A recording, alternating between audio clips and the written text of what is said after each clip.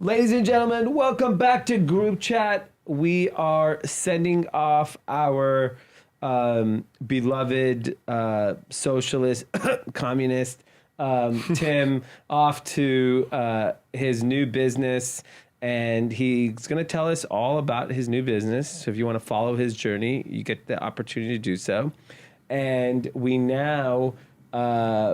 we're going to bring in some new people to help us continue the podcast. And Tim shared with us how many episodes he's done with us, which is staggering. Staggering amount. He must hate our guts if you spent that much time listening to us. Especially because you disagreed with almost everything we said.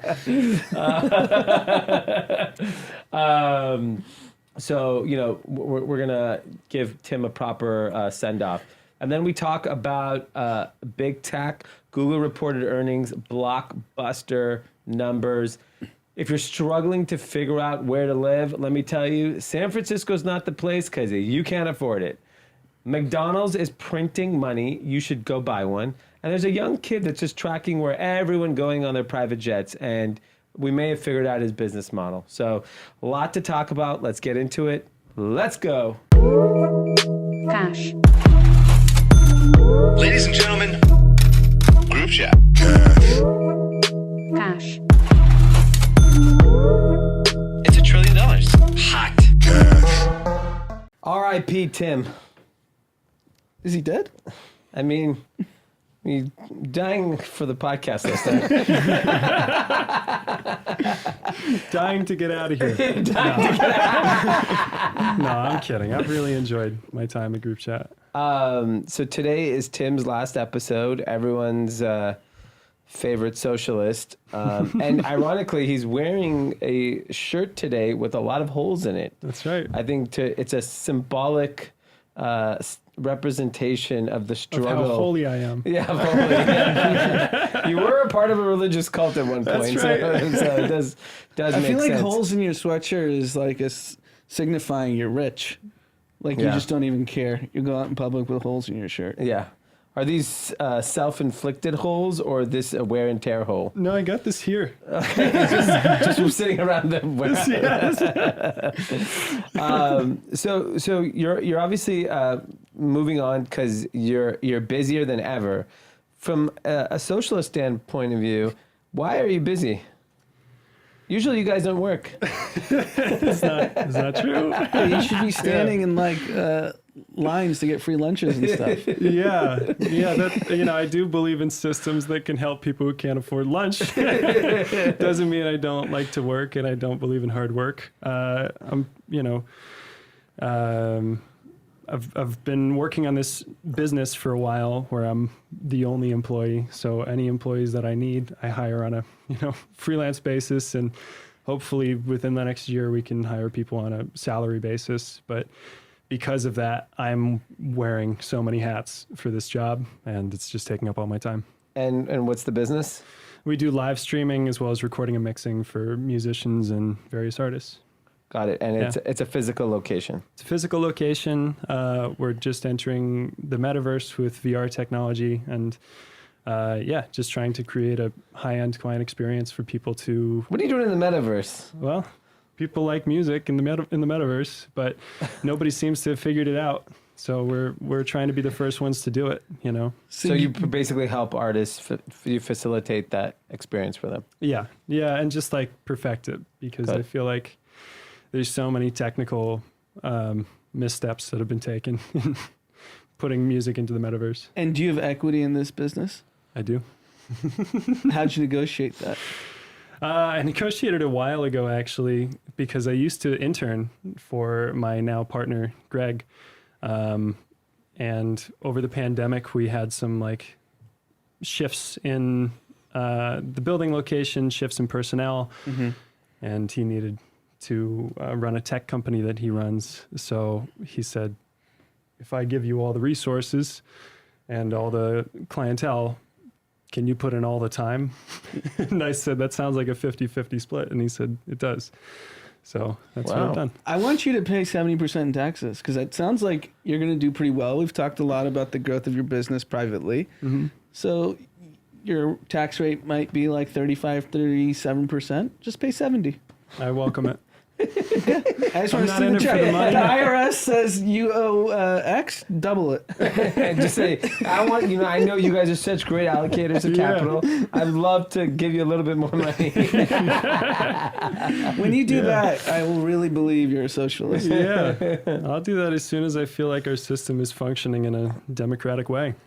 I have a feeling I'm going to get a call from Tim in 12 months, like, hey, do you have any like tax advantages? What's a good loophole for a solo entrepreneur looking to evade taxes? Can I write off my rent, my car? What's the story about Puerto Rico? I hear great things down there. Yeah, we're going to have a fucking remote pod with him sitting on a beach in Puerto Rico. Hey guys, Web3, metaverse, whatever the fuck. I'm in Puerto Rico now. Well, we wish you the best of luck. Thank you for everything you've done for the podcast. I think people enjoyed your opinion because it was starkly different from ours. Yeah, But I will say the reason why I value his opinion is because he works his ass off. Yeah. So I'm okay with you having these socialist views when you're not just looking out for like a free hand or whatever, a free lunch. So even though we have had some rigorous debates here, I never not respected your opinion because you actually put the work in. yeah. Well, I appreciate that, and I think that's the big misconception that I hope that I can change or instill into this podcast is like wanting a system that treats people fairly is not wanting free handouts or not, finding ways to avoid doing work. It's just about believing that we're smart enough as human beings and as a society to create something that functions instead of I'll relying let on you figure that out. on capital. I don't have the energy for that fight I'm anymore. looking for tax loopholes. I'm thinking about Puerto Rico.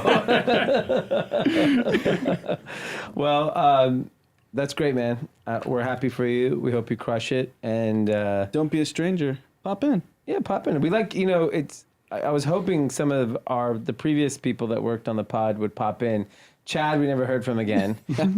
Pete, I see Yeah. Pete, but I don't know. I don't think he has any interest on. Pete said he'd be here today, See, so he lied. We'd love to get an update from Pete. Yeah. Jason worked on the podcast. He's no longer here, but Danny.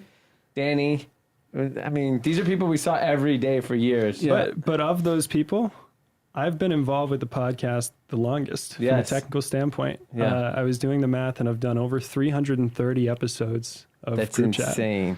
which That's is more than insane. half of what you've created. You've listened to us a lot. Yeah. Because he has to listen to us live and then record it. Then do the edit. Right. That's impressive. 330 episodes. Yeah. Well, thank you. We really appreciate it. We gave you the gift of the holy sweatshirt. That's right. Even Steven. But I definitely want to come by the studio. I may resurrect my music career. Yeah. Please do. Get We'll a have hit plenty of in a events. few and- years. Yeah. I would love to see you both come through and Yeah.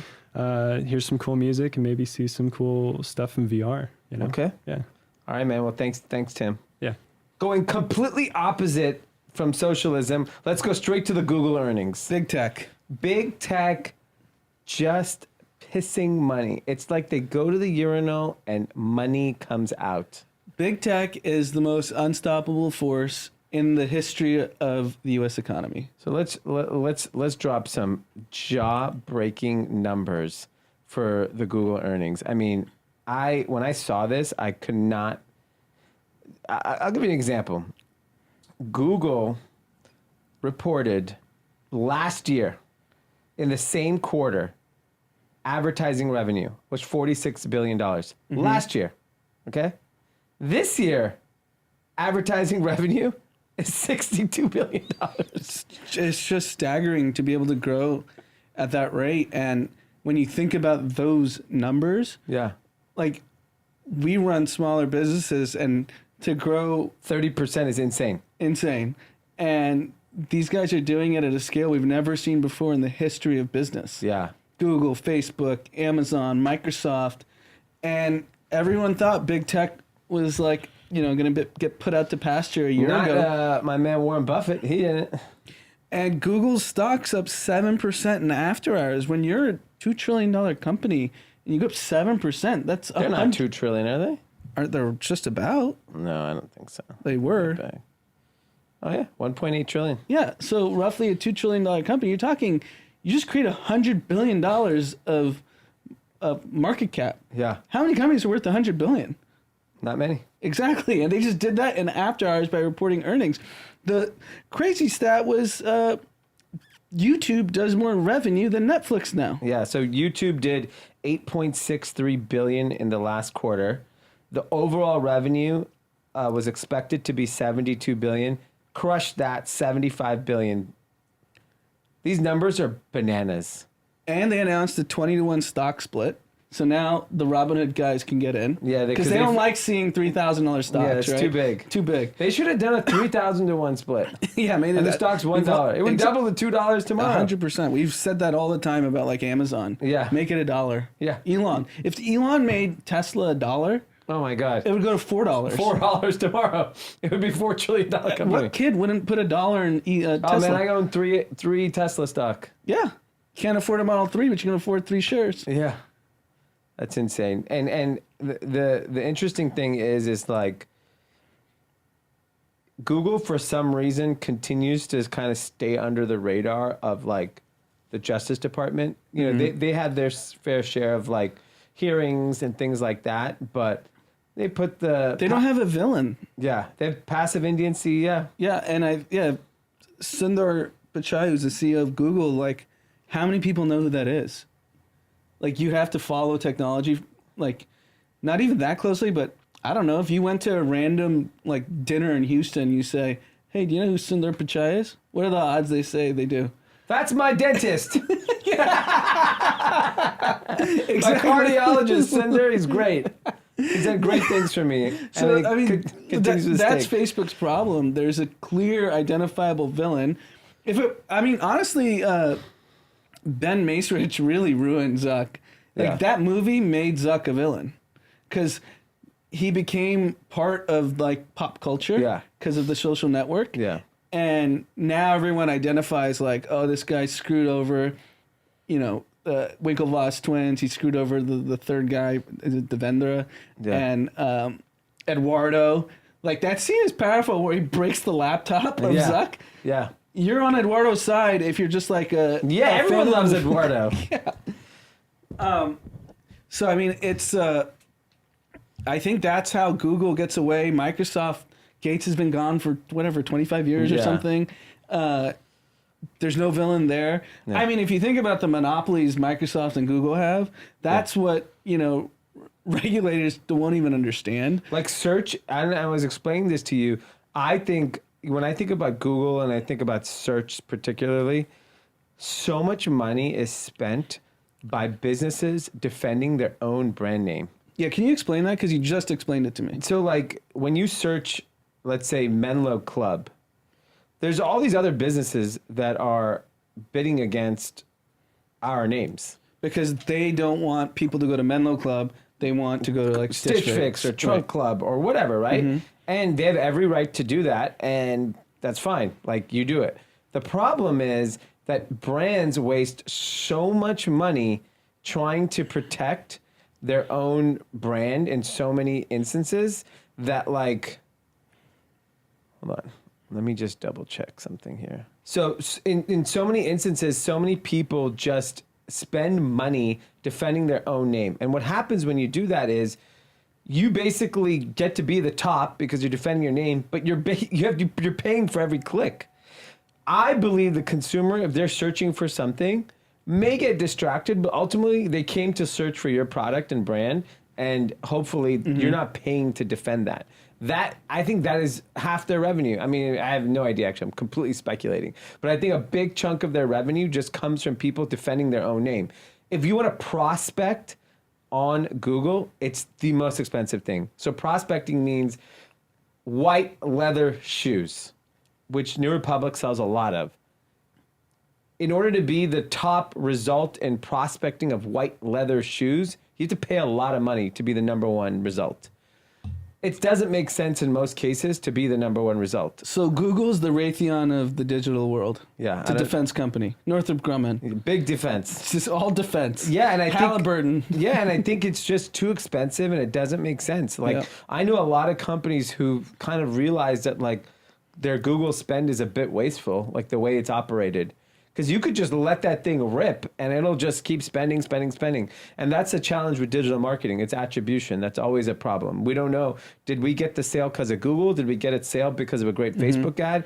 Did we get a sale because of an email? Did we get a sale because of, a TV ad? It's impossible. You just never know. And I think Google is the easiest beneficiary of it because what happens when you want to discover something? You immediately go to Google to search. So in the interest of earnings, AMD, which is a chip manufacturer, I thought there was a chip shortage. Their revenue is up 49% quarter over quarter. They raise prices. You think that's it? Mm-hmm. And their stock's up 10%. It's a $140 billion company, so they created another $14 billion of market cap. It's crazy. Tech is just on fire. Big tech. I mean, AMD's 140 billion. They're not. That's big.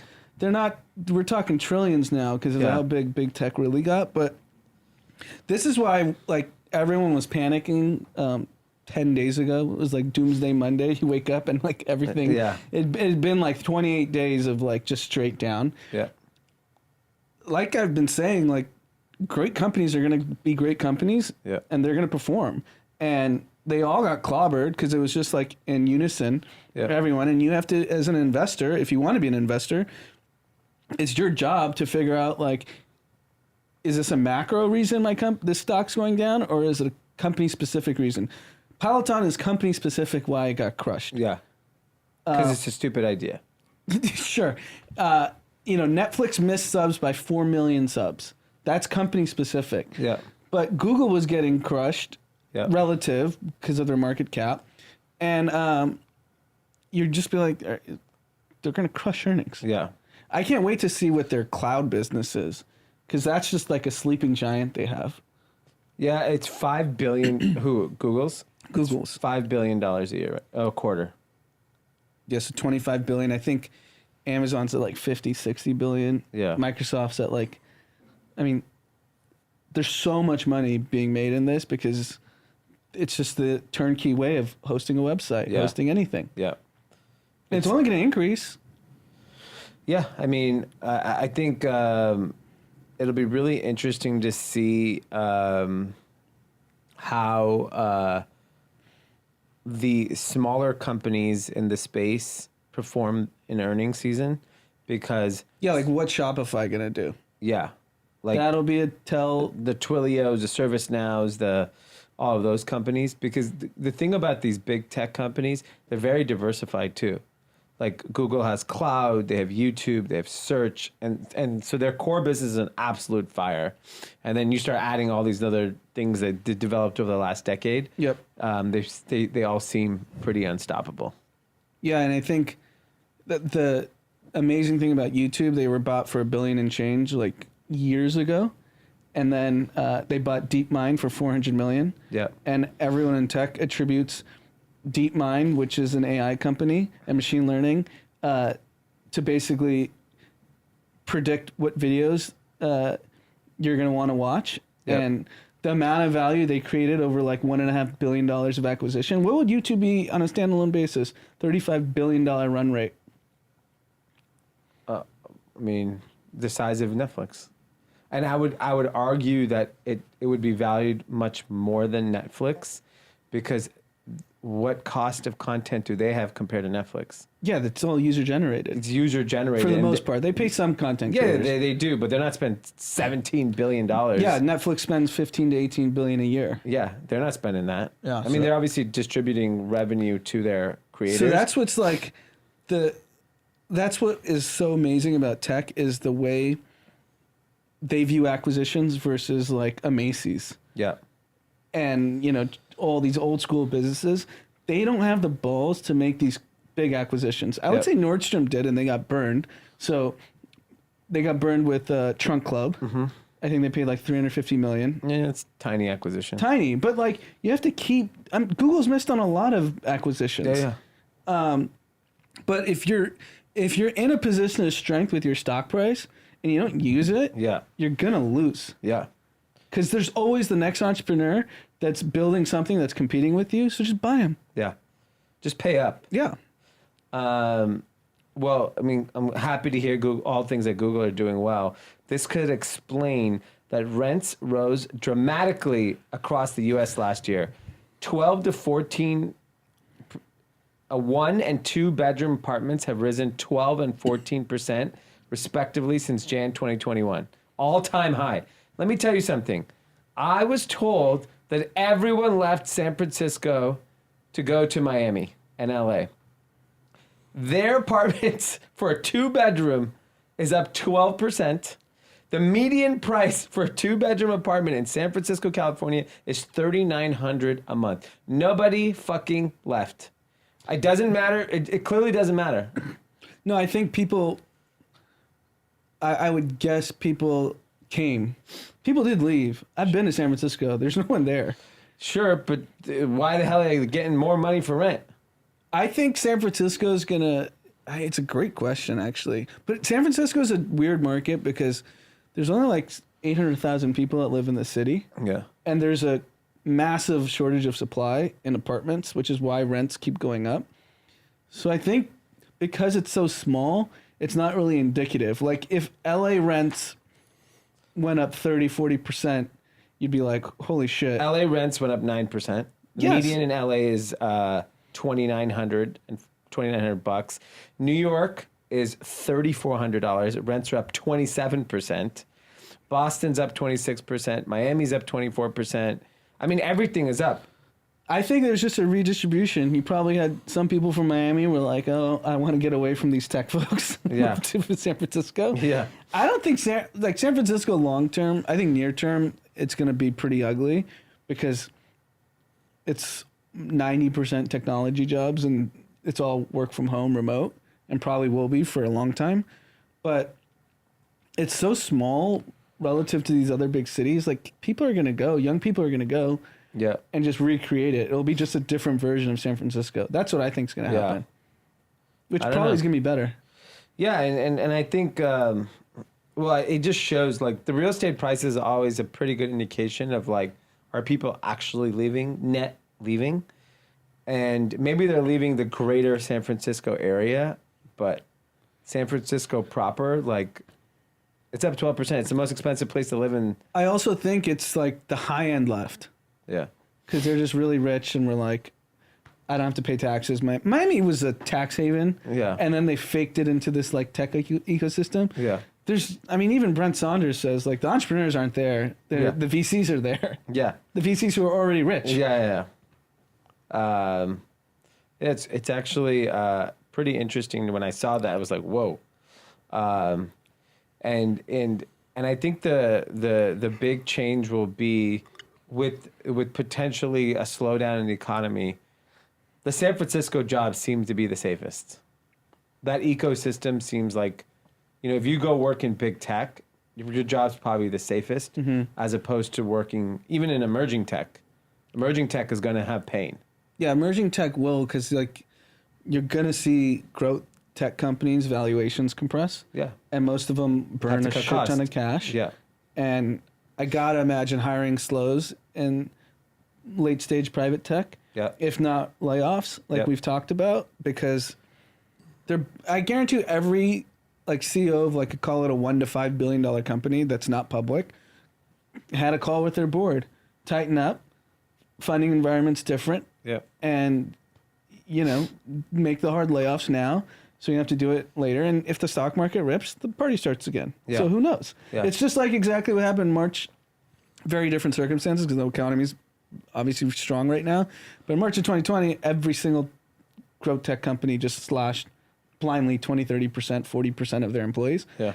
And then 3 months later, the stock market's just ripping and the funding environment was like as bullish as ever.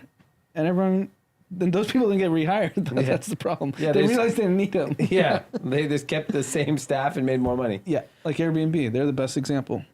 Here's an interesting statistic. More than half of teachers are looking for the exits, a new poll says. 55% of teachers say they will leave teaching sooner than they had originally planned. And a big part of it is 90%. So this is NEA, National Education Association poll conducted in January. It said 90% of its members, 90% of teachers say that they are feeling burned out. 86% say they have seen more educators leaving the profession or retiring early since the start of the pandemic. 80% report that unfilled job openings have led to more work obligations for those left. So there's another article that was going around that's saying that teachers are getting hired to fill, like, if you look at a teacher's qualification, they actually fit really, really well in corporate America, right? They're highly educated. They know how to manage people. I mean, dealing with children is way fucking harder than adults. Yeah, temper tantrums. Yeah, whatnot. and just think about like the temperament. Conflict. Yeah. You have to deal with conflict nonstop. Yeah, and like, dude, discipline, you got to be present. It's like they check a lot of the boxes that I think corporate America needs. And, you know, depending on where you work and the city and state, the general tone is that teachers are underpaid and underappreciated. So if that's the case, man, it could be a gold mine for companies to start poaching teachers. Yeah, I guess is this because of like COVID, just like dealing with all the restrictions, the testing, Zoom masks, teaching, Zoom? They're just like, this is stupid. I mean, look, the big controversy from the weekend in Los Angeles was Magic Johnson. Magic, if you're listening to the podcast, let me manage your suite for you. Okay, this guy, he's a superstar. He can do whatever the fuck he wants. He's one of the greatest Angelinos ever. Ever, yeah. I would say he's the greatest, in my opinion. Yeah. Him and Kobe. I look at the pictures when he was at the game. It's him with the mayor of San Francisco, no mask. Garcetti, mayor of LA, no mask. Gavin Newsom, no mask. Bear in mind, this stadium holds like what, 80, 90,000 people? Yep, it's huge. Something crazy. They're obviously in a suite But the suite is technically indoors. Indoors, right? Because it's covered. Yeah. And here is the big $100 billion question. Why are they allowed to go to a sporting event, take their mask off, and then when I drop my kids off at school, they're wearing a mask in line, a mask all day at school, and keep in mind, my oldest goes to a preschool where the premise is play and play outside. They're outside most of the day. They're wearing masks all day outside. It's so fucking stupid. No, it's absolutely stupid, and the effect on kids is dramatic, and we've seen it across the board. It's like, but it's not just that. I mean, like the hypocrisy. The hypocrisy, yeah. And this is the problem when you want to act woke, like Newsom does and Garcetti, and it's just handing a slam dunk to the other side. Because if you saw on Twitter, all the right-wing Twitter people were like, of course. And this is the problem with people like Newsom and Garcetti. The strict restrictions were necessary early on. Yeah. We had no idea what this virus was. We had no data. We didn't know if it kills young people, old people, and it took time because the virus only really started in March, April, so it took time. Yeah. But if you don't evolve your policies and, look at the actual data, because the right just said, fuck it, virus, I don't care. Yeah. And they were wrong in the beginning, and now the left is wrong now. Yeah. And then you look at the actions, Newsom, the biggest culprit, like the French Laundry, that was pre-vaccine. Do you remember that? Yeah. The indoor French Laundry? Yeah. He's got big balls. And then now, and especially private schools can make their own rules, right? I assume if you guys... I don't think they can. I think it's a county city ordinance. Well, yeah, I mean, even with the instruction we get with Mav, since it's our own house and everyone's vaccinated and COVID already ran through the house, we're drop the mask, right? How do you learn? I think, so there's a city supervisor in LA, a lady came out today and basically said, enough is enough. We saw the game. Everyone saw what happened. Rules need to change. How dumb are they to go to the game? The balls on them. Go to a private, billionaire that you know and go watch at a nice like house and take your fucking mask off. Let me tell you, These it was are a hot morons. game. It was a hot game. It was a hot game. I heard Jay-Z was there, Rihanna was there. Wow. Um, I mean, it was it. It was the game. I mean, this was the game before the game. yeah, no, of course it's a They hot had game. FOMO. But how you can't go? You know and who do was these- wearing a mask the whole time? Leo. Was he? Yes. I did see Leo. He was wearing like a black mask. Yeah. Now that I And remember. by the way, and I can confirm, I've seen him at parties, whether it was in Miami or LA in the last 6 months. He wears a mask. This guy is abiding by the fucking rules. And by the way, no one else at these parties is wearing masks. and no one at the game's wearing a mask. I mean, Yeah. we went 2 weeks ago. Yeah. There wasn't a mask in sight. Yeah. But you can't be the person giving the rules and then not Breaking them. and breaking them. Yeah, I agree. So, interesting to see how. And there's countries that are just dropping. Denver, not a country obviously, but a liberal city, dropped the mask mandate today. Well, And then I saw, I want to say like I think Norway. LA happens. I think that this pushed on. It's over next week. Yeah. Super Bowl's next week in LA. We have people from all over the world coming. It's over. Yeah, the LAUSD having masks, like, these are kids, like, your kids are going to get the extra instruction because you can afford it, Yeah. right? And make sure, even if COVID fucked them up, they're going to be fine. LAUSD is largely lower income people Yeah. and minorities, and they're the ones that are getting left behind. Yeah. Gavin likes that. Yeah, Gavin loves it. If you're struggling to figure out what to do with your life, I have a new opportunity for you. This is not an ad, but merely sharing some insane news. McDonald's franchise restaurants have reached record cash flows. Insane. So, average cash flow of a McDonald's unit is $500,000. An increase of $125,000 in the past year alone. That is fucking bonkers. So the health and wellness craze is over. I can get a salad. You get a Beyond McPlant. It's certain locations. Yeah, Is that Fourth everywhere? Word in San Francisco. Yeah. But, dude, I know a McDonald's franchise is very expensive, but I'm sure there are locations that are available in like B, C markets. To make that much money, make $500,000, why do you want to be grinding it out, starting your own business when you can just open a fucking McDonald's and make $500,000? Yeah, no, it's great. And they give you all the tools. And you're like locked in with Postmates, which is probably like a crazy amount of revenue for them. It doesn't even matter. Postmates, Schmotzmates. You open a McDonald's, it's packed tomorrow. Yeah, I agree, but Postmates is free revenue Yeah. that you never even thought of. Yeah. Because everyone's ordering McDonald's on Postmates. Yeah. Man, what a business. Yeah. I would love to see what a franchise costs today for McDonald's compared to what 10 years ago. I know it's a 7-figure thing, but like you could put down a down payment. They finance it for you. They're looking for minority and black owned franchise owners. This is why private equity companies years ago started consolidating all the franchises. So many private equity companies were they saw the writing on the wall. They're like, America's just going to get fatter and fatter. We know McDonald's is going to work. Let's just keep buying up every Wendy's. Like, there are people going to Wendy's over, like, someone chose to go to Wendy's. Yeah. I feel like Drama was a big Wendy's guy. He was. I used to see it in the office all the Yeah. time. But even when you think about the fast food, like, hierarchy, why are you going to Wendy's? 4 for $4. What's that?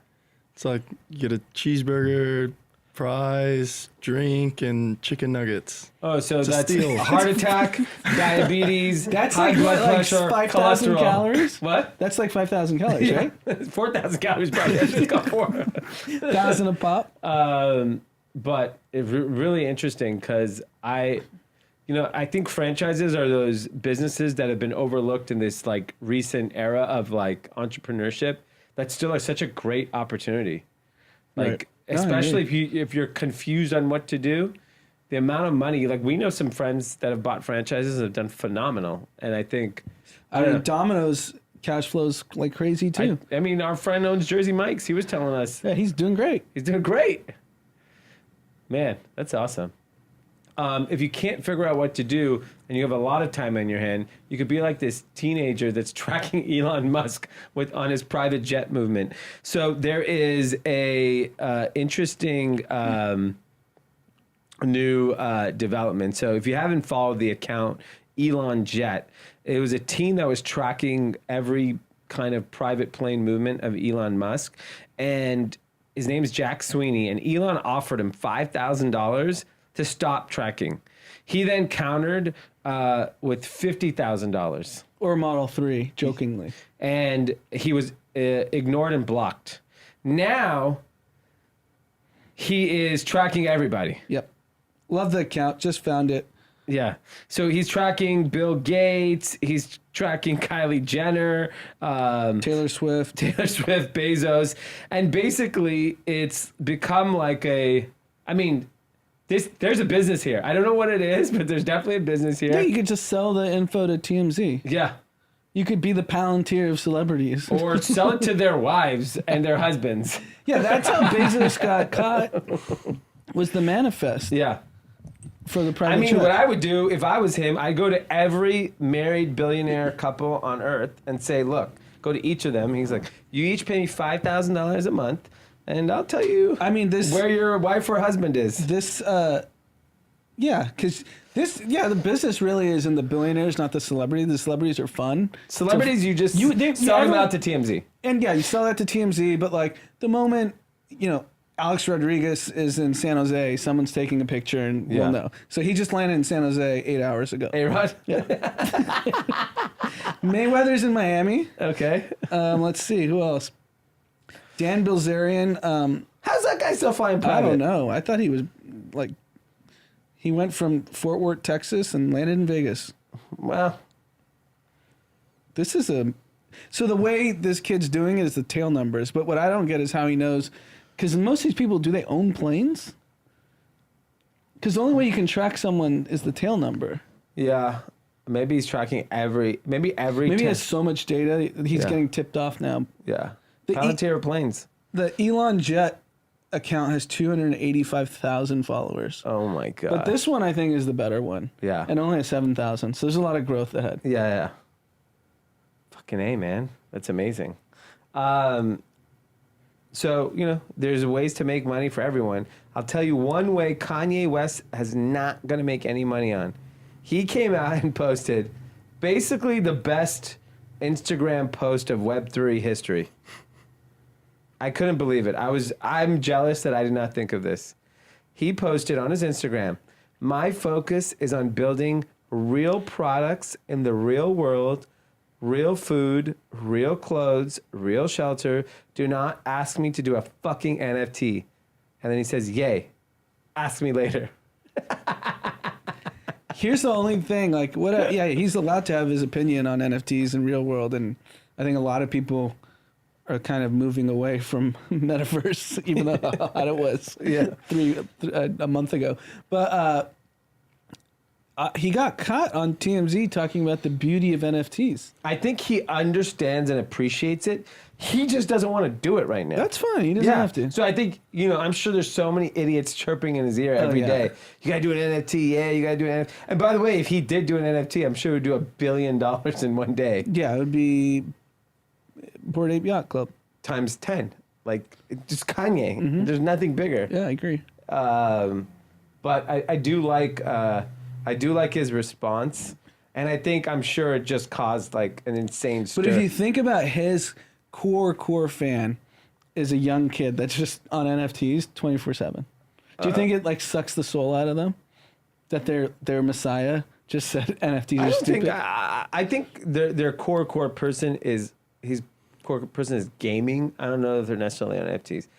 Kanye is still bigger than however many wallets there are on OpenSea. No, but I'm just saying the fanatical Kanye fan, like, we listen to Kanye's music, but maybe you're fanatical, but most people our age aren't like fanatical about Kanye. I'm not fanatical. I like to listen to his music. But 23-year-olds are fanatical about him. Yeah. Interesting. Okay. I'll tell you who is all in on NFTs. Coachella just announced an NFT sale featuring lifetime festival passes. So they're doing 3 NFT collections, and it's called Coachella Collectives. And one of them includes 10 lifetime festival passes, on-site experiences, physical products, and digital collectibles, all verified through the blockchain. The sale starts on Friday, February 4th at 10 a.m. through Friday, February 11th at 8 p.m., all Pacific Standard Time. The lifetime pass thing is fucking genius. Yep. Like, I don't know what the price will be for those. They're gonna do one. The lifetime pass, is it the VIP artist? Where you at? I'm sure it's gonna be. It's not G-pop. It's no one's doing VIP, G-pop. and it's not artist. So they're also doing 10,000 editions of called the Sights and Sound Collection, and that's going to be $60 each. So that will be kind of your entry level fan. But dude, it's a partnership with FTX. Yep, and he's a young kid. He knows Coachella. Yeah, he's at Coachella, and I'm dying to know what these lifetime passes go for. No idea. But there's only 10, right? Yeah. I mean, minimum 10, 20K, right? Way more. You think it's go for 100,000? Lifetime pass? Do you know how much a ticket is? Well, it depends. They have to announce what section you're in. If it's an artist pass, which is what, $2,500. On the resale market. No, I think face. You're not allowed to sell the artist pass. But they're being sold. Yes. So let's say those are $2,500. 10 years is 25 grand. I mean, depends on what stage of life you're at. Yeah. I think it's 100 grand. That's crazy. You might be right. It should be more, in my opinion. If they give you the perks of, like, you get a golf cart through the field, not around the perimeter, through the field. You can just mow people down. The golf cart matters at Coachella. If you get to golf cart through the field, and you need parking. On demand, alcohol and food, anywhere you are. 10 clean bathrooms. 10 clean bathrooms. Your own personal bathroom. Yeah. Wow. You have one bathroom on each side. I like that. Maybe it's $1 million. I mean, there's got to be a billionaire that says, you know what? Bill Gates has gone to Coachella. Yeah. Bezos, I think, too. He's definitely going, obviously. Yeah, this year he's definitely going to be there. They like to be out. Yeah. I saw Jeff Bezos slapping Lauren Sanchez's ass. That was a headline on Daily Mail. There's that, he was out ass grabbing. He was out with her friends, and he's like, the headline on Daily Mail is Jeff Bezos slaps Lauren Sanchez's butt. I can't even believe They're that's like a headline. teenagers. I can't even believe that's a headline. It's so fucking embarrassing. But yeah, I'm excited to see how this Coachella NFT sale goes. I think the Lifetime Festival Pass will be bananas. And then, a Coachella regulars that will not be there this year are Rihanna and A$AP Rocky. Why is that? They're expecting. Wow. They dropped their pregnancy pictures, and holy shit, Rihanna's pregnant. I think it's a big deal. It obviously is a big deal from a pop culture standpoint. I think it's an even bigger deal because, like, I don't know, Rihanna's like royalty when it comes to, like... Yeah, she's one of the biggest stars in the world. Yeah, so it's exciting when, those types of people have children because, people are just, like, curious. And then she so happens to be dating another star with A$AP Rocky. And A$AP's the winner. A$AP definitely is the winner. And I think the other thing that's super interesting is, like, so Rihanna has not put out music the last couple of years, but she's obviously, her businesses have grown tremendously, whether it be her beauty business or her Savage Fenty collection that she has, the direct-to-consumer lingerie business. She's obviously has more money. She's a billionaire. She's good for the rest of her life. I don't know, between that and now having kids, is there any reason for her to ever put out music ever again? There's no reason. There's no reason, obviously, from a money standpoint. It's just, I got to assume... She's more relevant than ever without putting out music. So why do you put out music? But she's a creative. Maybe she gets her juices flowing. But she's doing that on the clothing side. From what I hear, she's pretty engaged. Mm-hmm. Maybe not. Which is pretty crazy because I was the other Rihanna's day... hits. I was listening to the Rihanna station on Spotify, and I was like, God damn, I know the words to every song. Yeah, no, totally. It's crazy. Well, congratulations, Riri. Yeah, Are they having good a for boy or them. girl? Does it I say? don't know if it says. That's exciting. And finally, the NFL has some big announcements today. So Tom Brady is actually officially retiring today. Yep. He wrote a long Instagram post that got a bunch of people, a lot of whiny bitches in Boston, all riled up because he did not thank the New England Patriots Bill Belichick or Robert Kraft. And then that was this morning. Now it is saying that Tom Brady is signing with the New England Patriots for one day to retire as a Patriot. So did that happen after the fact, or was that always planned? I have to believe it was always planned. I think this, for the GOAT, this whole thing has been botched. So Sunday, Adam Schefter of ESPN breaks that Brady's retiring. And then it seems like it leaked because on Bill Simmons, they said, he's like, I think he's retiring Tuesday. And then randomly Tuesday he retires. And then he writes this post where, I don't know, I would think Tom Brady's a pretty thoughtful dude. Like, everything's calculated. Like, what is it, The Man in the Arena? Mm-hmm. That's like a calculated ESPN Plus show, his Facebook thing, very calculated. Who on the team fucked up? His social media is incredible. Maybe it wasn't a fuck up. I mean, that's how he felt. The guy don't give a shit about the Patriots or Boston. I won them 6 Super Bowls. They didn't win me anything. Yeah, maybe. You could be right. Or he knew that he was going to do this Patriot thing anyways. But he's a really smart guy. You know, when you don't thank New England, you're just going to stir up the internet. And Dave Maybe Portnoy, he hated New England and Boston the whole time. I mean, no, Boston's a terrible city. So, like, I agree. It is a terrible city. I will say it's the worst major city in America. Wow. Worse than Las Vegas? Oh, way worse. I'm not worried about, like, racial slurs getting thrown at me in Las Vegas. Walk to a random Boston bar, may get just slugged in the face for not being white. I'm curious.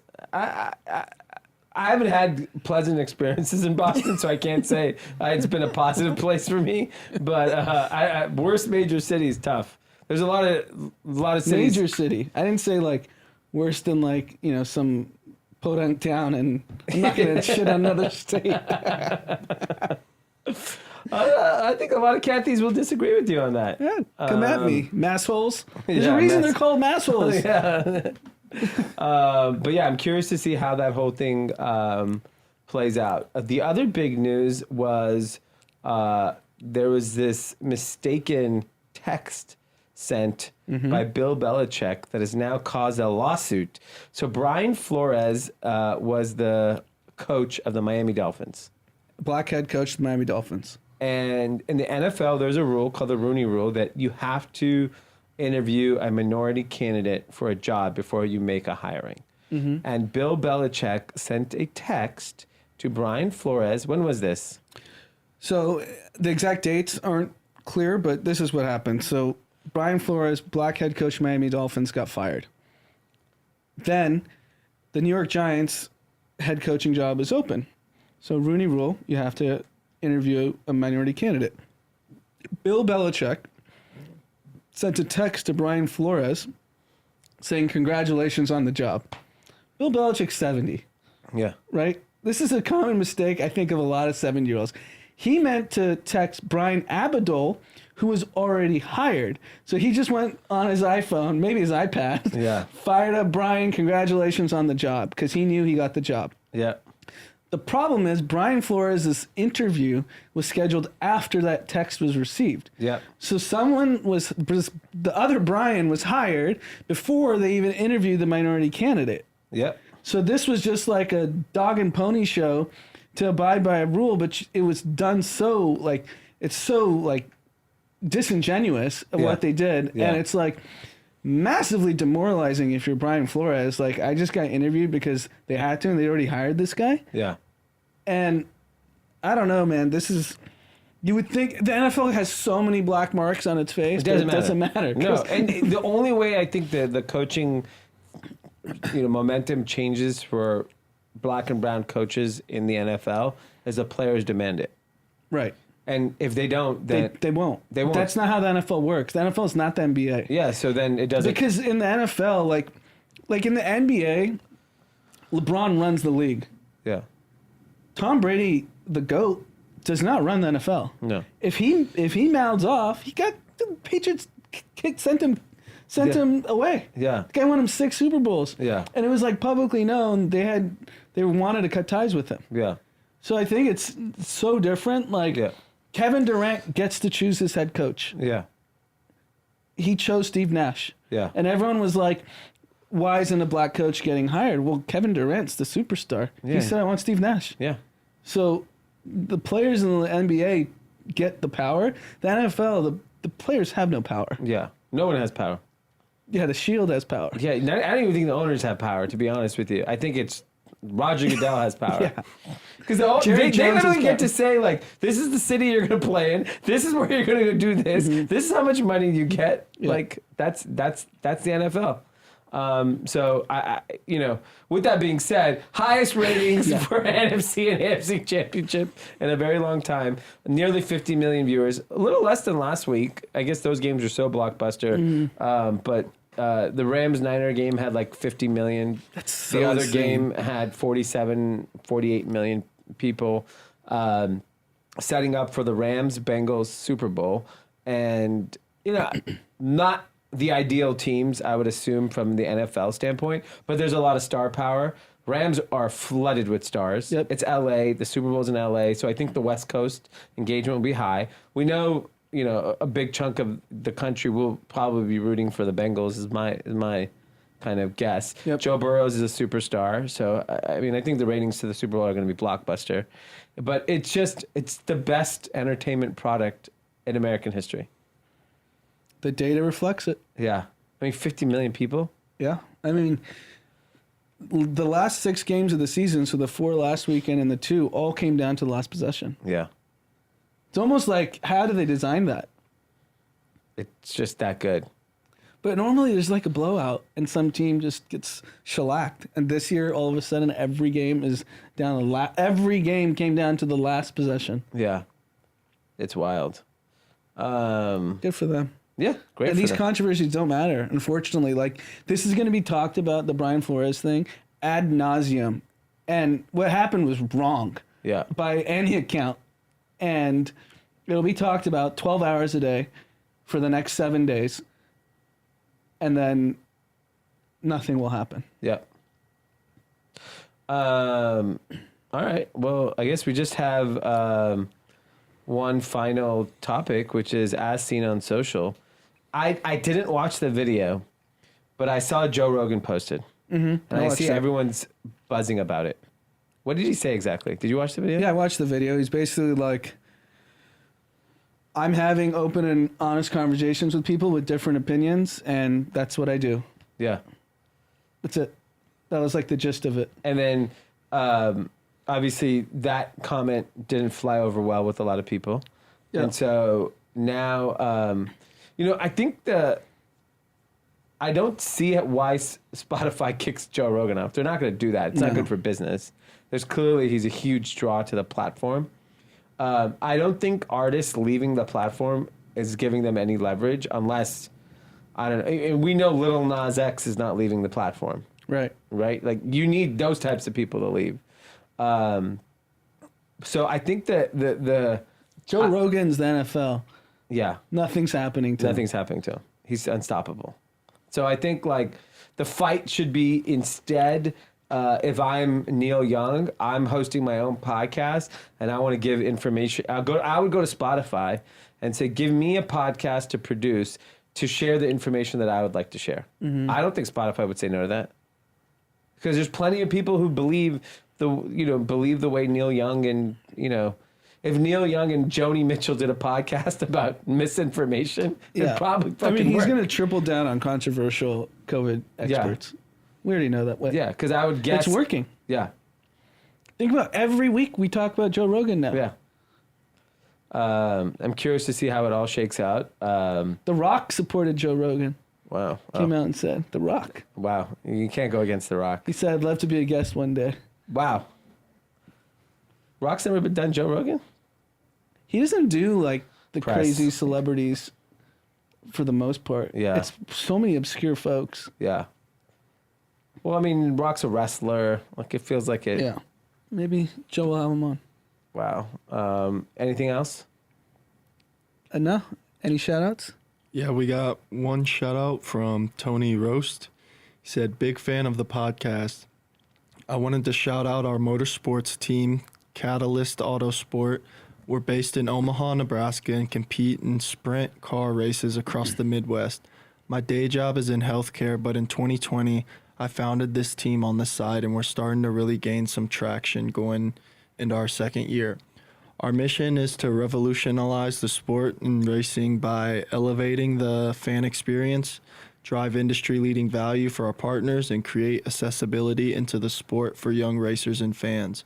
We've organically grown a following of 55K on TikTok and just launched our online team store with merch. Wow. Our official season starts in April, and it's been incredible to see this team grow and transform over the past 2 years. What's the name of the team again? Catalyst?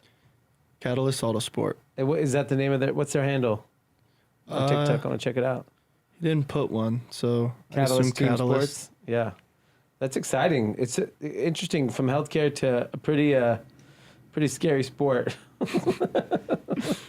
That's awesome, man. Congratulations. I guess is it only in the Midwest? Is that where the races are? Yeah. Dope. Congrats. That's exciting. Anything else? Nope. That's it. All right, guys. Well, bon voyage, Tim.